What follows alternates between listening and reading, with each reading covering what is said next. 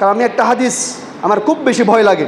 আমার কামলিওয়ালা রসুল সাল্লাল্লাহু আলাইহি ওয়াসাল্লাম হাদিসে মুবারাকার মধ্যে বলছেন, আলা কুল্লুকুম রাইন ওয়া কুল্লুকুম মাসউলুন আন রাইয়াতিহি, তোমরা দুনিয়াতে প্রত্যেকে দায়িত্বশীল। তোমরা দুনিয়াতে, আমি আপনি মনে করতে চাই রে ঘটনা তো আমার এলাকার না, ঘটনা আমার সমাজের না, এই ঘটনা আমার পরিবারের না, এটা আমার বিষয় না। কিন্তু আমার রাসূল বলছেন আলা কুল্লুকুম রাইন, তোমরা প্রত্যেকে দায়িত্বশীল, তোমাদের প্রত্যেকের উপর দায়িত্ব আছে। ওয়া কুল্লুকুম রাইন ওয়া কুল্লুকুম মাসউলুন আন রাইয়াতিহি, এবং কিয়ামতের ময়দানে আল্লাহ রাব্বুল আলামিন তোমাদের প্রত্যেকের দায়িত্বের উপর তোমাদেরকে প্রশ্ন করবেন। আমি আপনি প্রত্যেকে দায়িত্বশীল। আমি মনে করতেছি আরে আমার এলাকায় তো দর্শন হয় নাই, আমার এলাকায় খুন হয় নাই, আমার কিসের টেনশনের বিষয় না, কালকে আপনার এলাকায় হবে। আজকে যে দর্শন হয়েছে এটার বিরুদ্ধে যখন আপনি প্রতিবাদ করতেছেন না, কালকে আপনার মেয়েকে দর্শন করবে। আজকে আপনার মেয়ের নিরাপত্তা নাই, আপনার ওয়াইফের নিরাপত্তা নাই, আপনার পরিবারের নিরাপত্তা নাই। সেজন্যে এলাকার মধ্যে আমরা সবাই দায়িত্বশীল, যারা যে জায়গায় আছেন। আমার বড় অবাক লাগে, এমন একটা দেশে আমরা বসবাস করতেছি যেখানে খুনির পক্ষে উকিল দাঁড়ায়, দর্শকের পক্ষে উকিল দাঁড়ায়, দর্শকের পক্ষে আপনার মিছিল মিটিং হয়, দর্শককে খুনিকে জেলখানা থেকে মালা বরণ করে বের করা হয়। কথা বলেন ঠিক কিনা? আমি আমার মুসল্লিদেরকে বলবো, আপনারা, আপনাদের উপর আমি দায়িত্বশীল, আপনাদেরকে জানিয়ে দেওয়া, এবং আপনারা দায়িত্বশীল আপনাদের যার যার দায়িত্বের জায়গা থেকে এটা নিয়ে কাজ করা, যে না আমি আমার এলাকায় এইসব ঘটনা হতে দিব না। আমি একজন উকিল, আমি প্রতিজ্ঞা করলাম কোনো দর্শকের পক্ষে আমি ওকালতি করব না, কোনো খুনির পক্ষে আমি আদালতে দাঁড়াবো না। আপনি দেখেন, বড় অবাক লাগে, আবরার ফাহাদকে হত্যা করা হয়েছে, রানা প্লাজা ধ্বংস হয়েছে, এরকম জঘন্য ঘটনার মধ্যে আমাদের বাংলাদেশের ইসলামী রাজনীতি নাম দিয়ে যারা রাজনীতি করেন তেমন একজন অ্যাডভোকেট সেই খুনির পক্ষে আদালতের মধ্যে ওকালতি করেছে। আবার তারাই আমাদের কাছে তারাই বলে যে আমরা শরীয়ত চাই। বড় আফসোস লাগে। তবে এই জিনিসটা বলতে চাই, আমাদের স্বরাষ্ট্রমন্ত্রী একটা ভুল কথা বলেছেন, ভুল সংশোধন করা যে আমাদের দায়িত্ব। তিনি শরিয়া আইনের ব্যাপারে বলেছেন মধ্যযুগীয় বিষয় না। শরিয়া আইন কোনো মধ্যযুগীয় বিষয় নয়। শরিয়া আইন এমন একটা বিষয় যেটা সমাজে বাস্তবায়ন হলে নিমিষে রাতারাতি অপরাধ কয়েক শতাংশ কমে যাবে।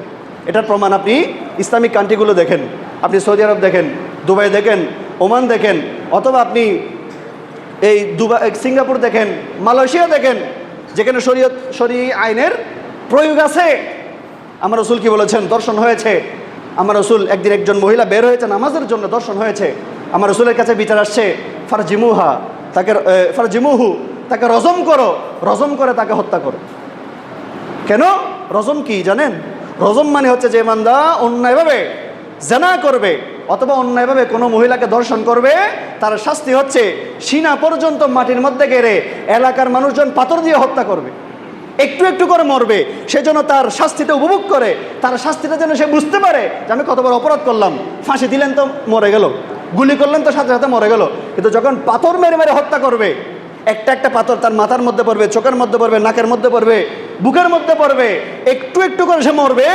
সে যেরকম বুঝবে সে কত বড় অপরাধ করেছে, একইভাবে যখন তার শাস্তিটা এলাকার মানুষ দেখবে, দেশের মানুষ দেখবে, দেশের মানুষ চিন্তা করবে হায় রে, ধর্ষণের এত বড় শাস্তি, দর্শন করতে 10 বার চিন্তা করবে।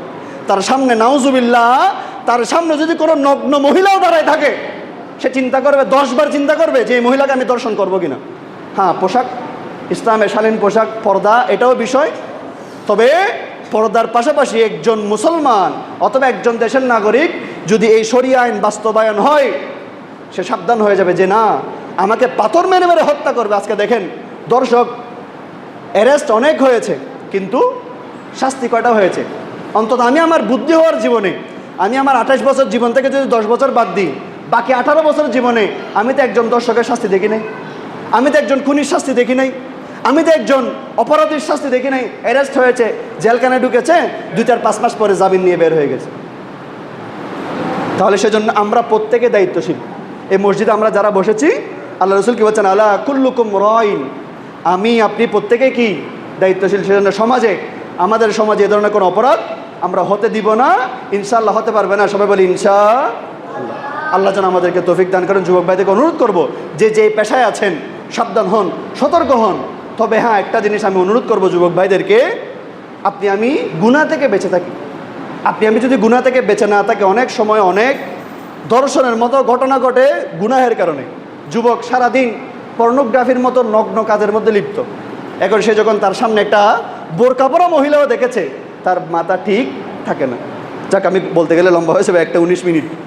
আমি অনুরোধ করবো আল্লাহ যেন আমাদের দেশকে যাবতীয় অপরাধ, খুন খারাপি, এই খুন ধর্ষণের মতো যাবতীয় অপরাধ থেকে আগামীর বাংলাদেশকে যেন আল্লাহ রক্ষা করেন। সবাই বলি আমিন।